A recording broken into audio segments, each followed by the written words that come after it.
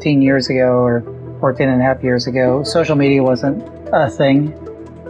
Just kind of in the offing of finding out what Facebook was about. Twitter hadn't even happened. And so it was pretty much, let's focus on the website, get the content out on the website and hope people come and visit. And, starting with the social media revolution and basically how we started seeing our students engage and then slowly the rest of the population engage, we had to make, strident efforts to say, okay, it can't just be the website, it can't just be email. Now there's this new thing of social media, which none of us understand. When social started out, it's the same when any social network spins up.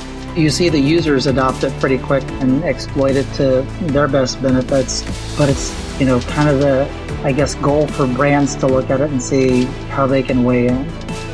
Now everybody's talking about what is a brand going to do on TikTok. Each time there's a new network spun up, we have to kind of look at it from a brand perspective, and it's not just higher ed. It's like, how are we going to weigh in here and make ourselves valuable from a relevancy side, but not, kind of distort what the true network's for. It's always interesting to see how brands weigh into each of the... Every platform needs a new strategy. It needs a new content direction. What you do on Facebook, you can't do on Snapchat or TikTok or Twitter. So that keeps things interesting. How much content were you guys publishing during the time of hypergrowth? So basically, we're still publishing about the same amount, but it was looking at how the audience would perceive that.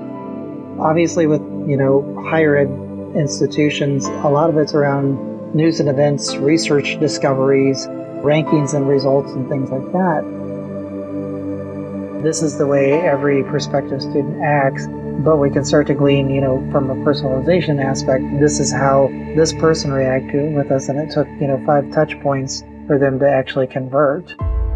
Well, then I can kind of apply that logic and say, most people in this bucket would take 5 interactions, but some of them might be more balanced towards, a social media standpoint versus an email standpoint or a text message and a face-to-face visit.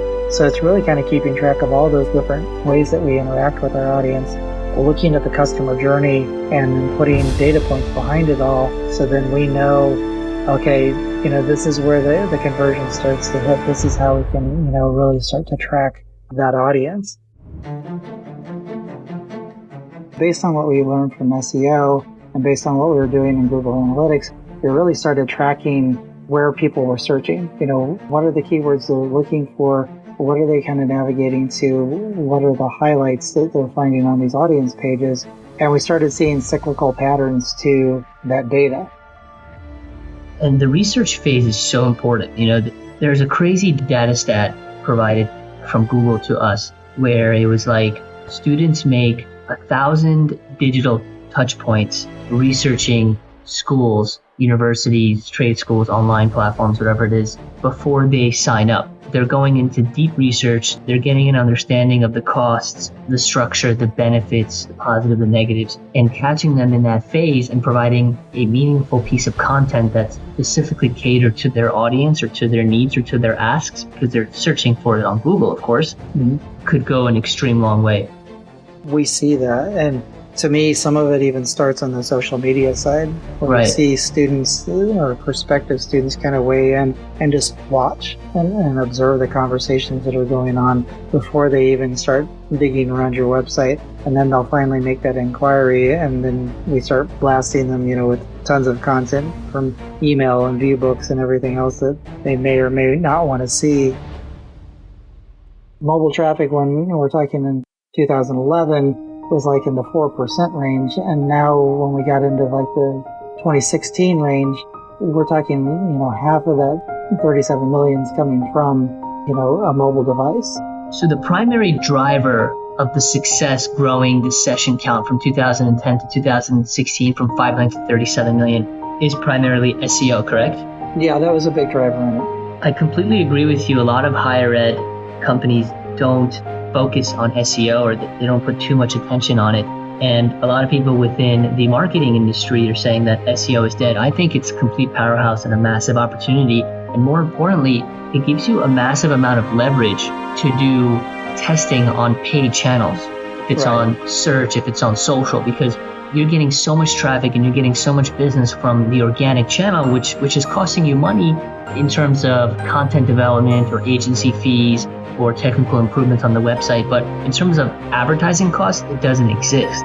So the ROI on the SEO side, it is, once it's built up, is highly profitable compared to the traditional advertising channel like search or Facebook or Snapchat or whatever it is. Right. But the problem is, if you're not doing it at all, it still does impact your business.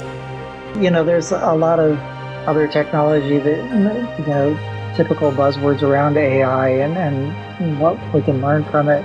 And it's not going to be perfect, and we're going to have to kind of teach it the parameters. I don't fully believe in, that AI is going to be able to take over every single job that we have and do it perfectly unless we train it that way.